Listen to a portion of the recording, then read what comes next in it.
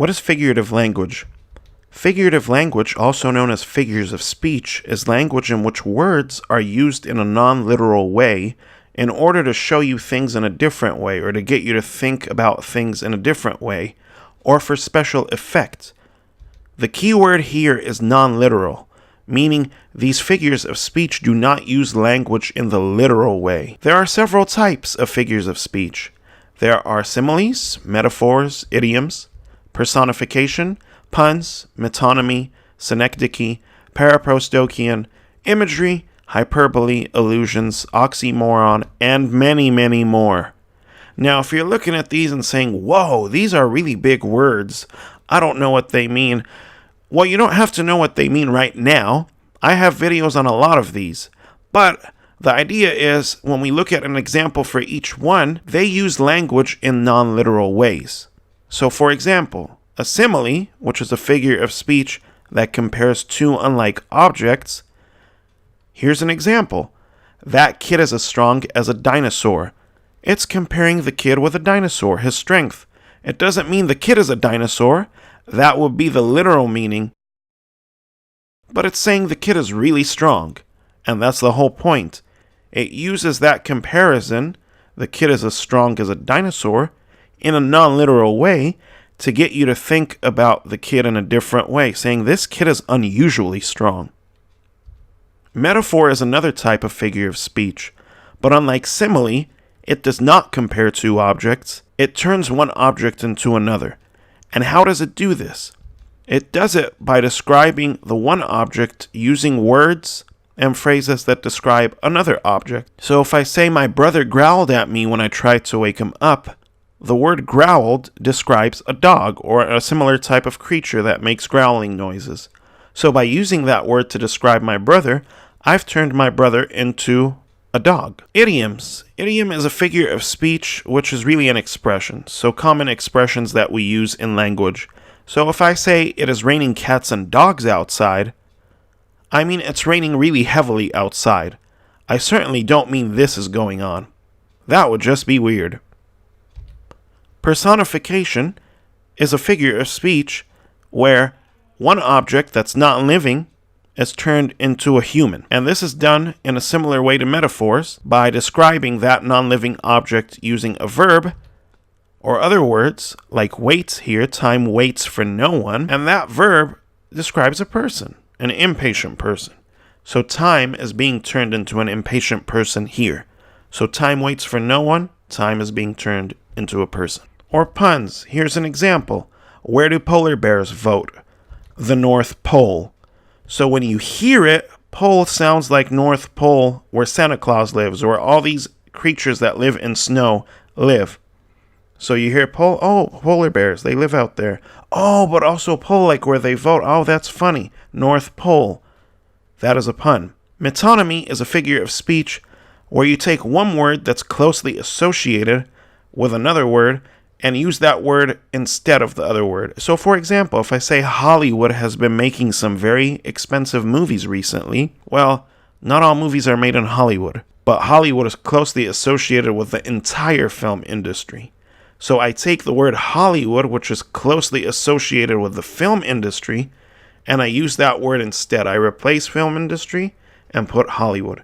So instead of saying the film industry has been making some very expensive movies recently, I say Hollywood has been making some very expensive movies recently. Again, it's not literal. I don't mean it was produced in Hollywood. I mean the film industry made it. Synecdoche. Synecdoche is a figure of speech where a part describes the whole.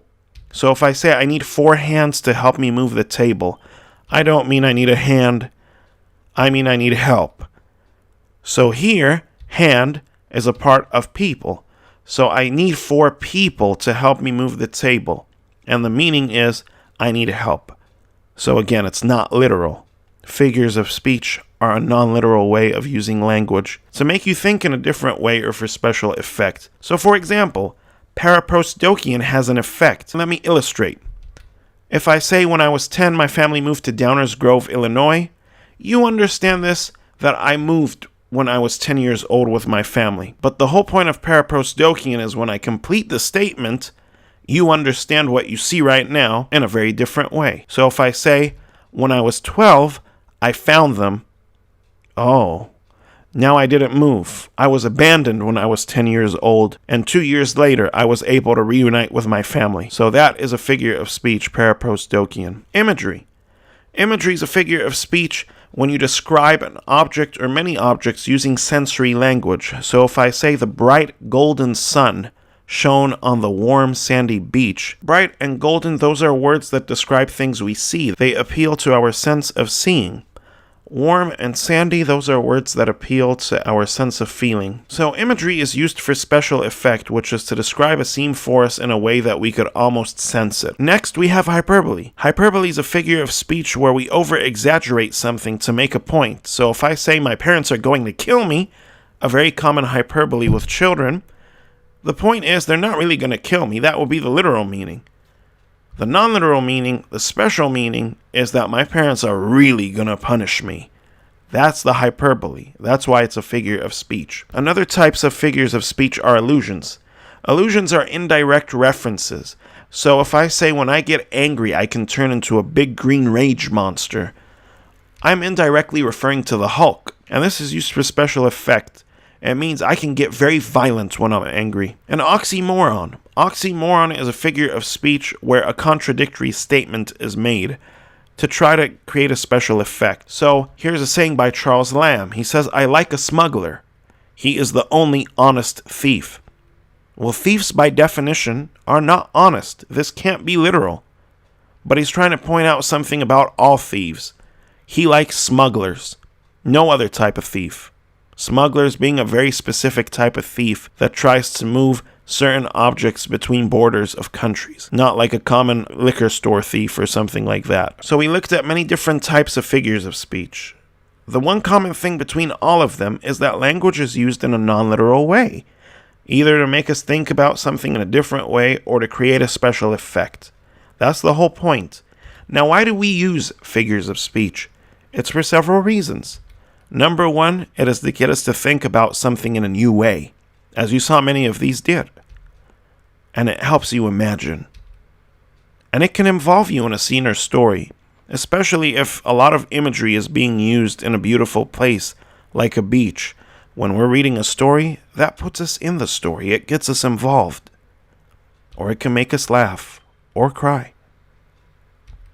It can make us smile. And it can make us stop and focus. Or throw us off. And it can help us understand new ideas. And definitely, it can make things beautiful. Trivia. Figures of speech, humans use them naturally. They are not taught figures of speech. Now, they can be taught to use them often and to polish their ability with them, but figures of speech come naturally to humans. They appear in the most ancient writings, from poetry to regular books, all the way up to today, and we use them to make conversations and discussions more interesting, lively, and memorable. You should try using them. You may inspire others. You can click here to go to my playlist on figurative language. Thanks for watching. Until next time.